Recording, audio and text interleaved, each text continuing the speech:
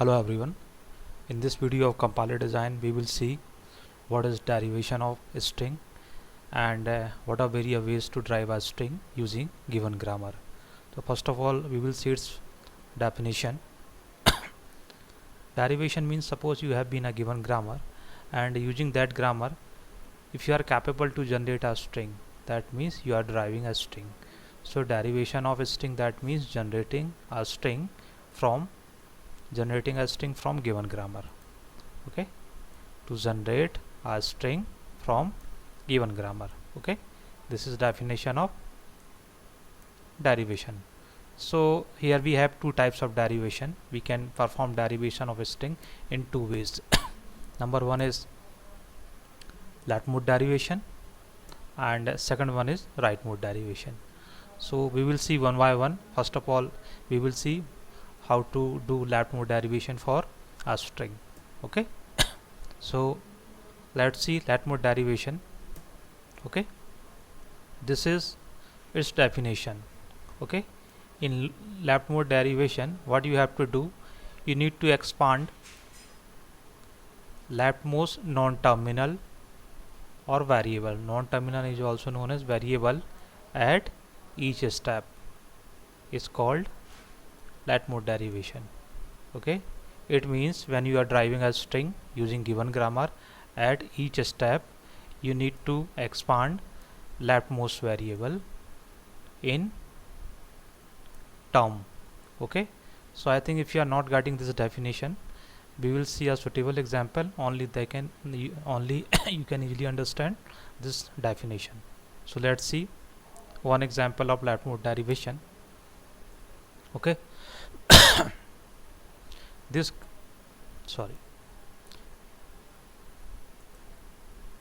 just a moment.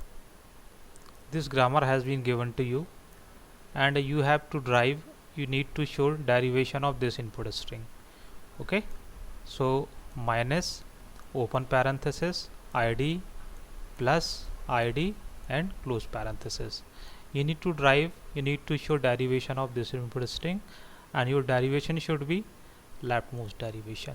Okay, so look how we perform left mode derivation. Okay, solution.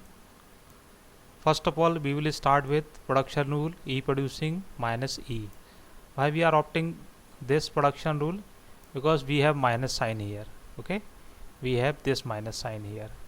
Okay, this minus sign, that's why we are opting this production rule.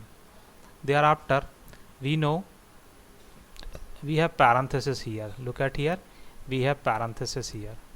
So we will use production rule this one. Here we have used production rule this one, e producing minus e. In at second step we will use this production rule, e producing within parenthesis e. Okay, so this is your only variable or non-terminal here, so we will expand e using this term. Okay, this term. Okay, now we know there is a plus sign. So we will opt e plus e at place of e. So at place of this e, okay, we are putting e plus e. Okay, now we know we have id here, id. So in this entire term, what is leftmost variable? This e is leftmost variable, because this is terminal, this is terminal, or this is variable, this is leftmost variable. So at place of this e we will put id. Okay, id, we will expand using id. So at place of this e we have kept what? id. At next step, this is only variable, so we will expand it using e producing id. So ultimately we got this input string minus within parenthesis id plus id. Okay, how many steps we have used? Step number 1, step number 2, step number 3, step number 4, step number 5. We have used 5 steps. Okay, now see one more example. This is your given grammar and you need to derive this input string. You need to show derivation of this input string using leftmost derivation. Okay, so how to do it? Because we are having too many clues, we need parenthesis, we need plus sign, we need asterisk. Okay, so at first step we will opt this production rule, e producing e asterisk e. Okay, in this term this is leftmost variable, this is leftmost variable. So at place of e we can put e producing within parenthesis e. So at place of e we have put this one. Okay, now in this term this e is leftmost variable. So at place of e we can put e plus e, because here we have id plus id. Okay, now in this term this is leftmost variable, so at place of e we can put what? E producing id, this id.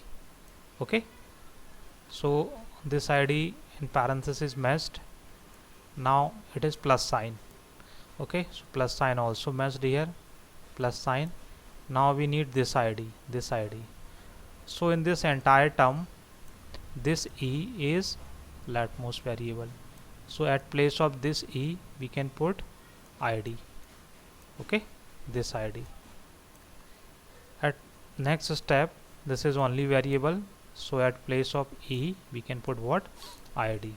Okay, in this way we got this string. So this is leftmost derivation of this input string. Okay, in this way it is very easy. In this way you can show a derivation in terms of leftmost derivation of input string. Okay, so you can clearly watch at each step we are expanding leftmost non-variable. Okay, or leftmost variable or non-terminal. That's why it is called in leftmost derivation at each step. Look at this definition. In leftmost derivation at each step, okay, we expand what? Leftmost non-terminal. Okay, that's why this is a definition of leftmost derivation. Now see rightmost derivation. Again in rightmost derivation, during derivation at each step we expand what? We expand rightmost non-terminal or variable. Okay, let's see its example. This is your given grammar and you need to show rightmost derivation of this input string. First of all we have taken this one. Okay, now at place of e we have kept this one, this term. Okay, we have used this one. Now at place of e we have used e plus e, so this one. Okay, now in this is rightmost variable, so at place of this e we have put id. At next step at place of this e we have put id. Finally we got this. Okay, so this is your rightmost derivation for input string, this one. Okay, see one more example. You need to show rightmost derivation of this input string. This is your given grammar. So first of all we started with this one, e asterisk e. This is rightmost variable. At place of e we have put id. Okay, at next step at place of e, okay, at place of e we have put what?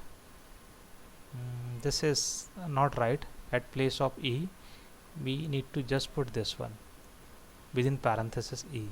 Okay, at next step at place of this e we need to put what? E plus e asterisk id. Okay, now next step, this is rightmost variable, so at its place we can put what? id. At last at place of this we can put this id. So this is your rightmost derivation.